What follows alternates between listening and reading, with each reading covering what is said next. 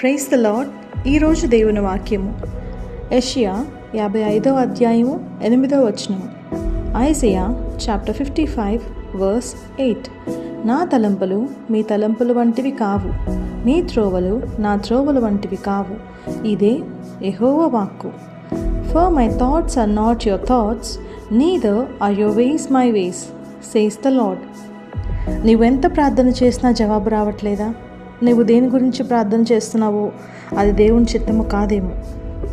దేవుడు అంతటి వారే గెత్సేమనే తోటలో కొన్ని గంటలు విలిపిస్తూ ప్రార్థన చేస్తున్నారు. ఆయన చిత్తము జరగాలని కాదు, ఆయన అనుకున్నది జరగాలని కాదు. దేవా, నీ చిత్తమే జరగాలి, నీ ఇష్టమే జరగాలి అని.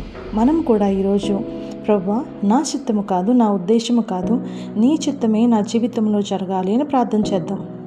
అలా దేవుని చిత్తానుసారంగా జీవించి దేవునికి మహిమకరంగా బ్రతుకుతాం. ఆమేన్.